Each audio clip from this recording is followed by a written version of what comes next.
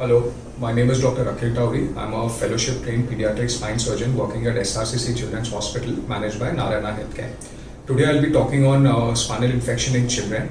I'm sure this topic is going to raise quite a few eyebrows of whether kids actually suffer from infections in their spine, and unfortunately the answer to that question is yes. World over, it has been found that kids in the age group of 2 to 7 years are quite prone to developing infections in their spine. In a developing country like ours, spinal tuberculosis is extremely rampant, and we do come across a lot of kids having spinal TB. Now, spinal infections means the infection can either be in the vertebral bodies, it can be in the disc, or it can be in the form of an abscess and thereby pressing on the spinal cord. Depending upon the area of involvement, the symptoms can vary. Majority of the kids, the first symptom is back pain or neck pain.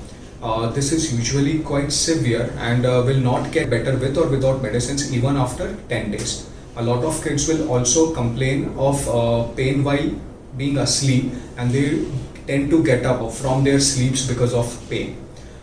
Depending upon the level of involvement, the kids can also have constitutional symptoms, which can be either fever, it can be weight loss, loss of appetite. They can also suffer from severe neurological problems like quadriplegia, depending upon the level, if it's in the cervical spine, or paraplegia. They can also have difficulties in even standing, sitting, or walking, and can also lose control of their bladder and bowel modalities. Whenever a kid suffers from such infections, the child is usually evaluated by a pediatric spine specialist.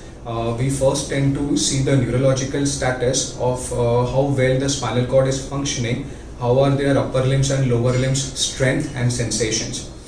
Then we get blood work, which implies getting CBC, ESR and CRP. They give us an idea about the level of infection that is present in the body.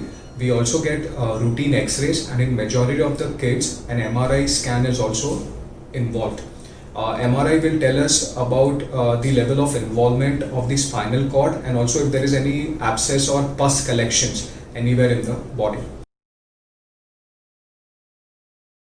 Now, the treatment depends upon how early we are able to pick up the spine infection. In early stages, usually we just get a biopsy, and as soon as we find the organism, we put the patient on 6 weeks of IV antibiotics. This should do the trick in majority of the children. In case it is spinal tuberculosis, then the treatment is usually given for more than a year to 1.5 years. However, if the child presents to us late, or if there is neurological involvement like quadriparesis or paraparesis, then we have to offer surgery. The objectives of the surgery are 3. Number 1, we have to decompress the spinal cord, whether it is in the cervical spine, thoracic spine or lumbar spine. We have to then try to remove as much as pus that is possible, and we send it for cultures. And number 3, in majority of these patients, the spine becomes unstable because the organism has eaten the bone and taken away the stability of the spine. Hence, we have to try to fix the spine by putting screws and rods, and we have to do something like a fusion operation. Even while doing very extensive fusion operations, sometimes the level of involvement is such that the prognosis is quite guarded. Hence, it is very important that we have to pick up the spinal infections in kids at an earliest stage.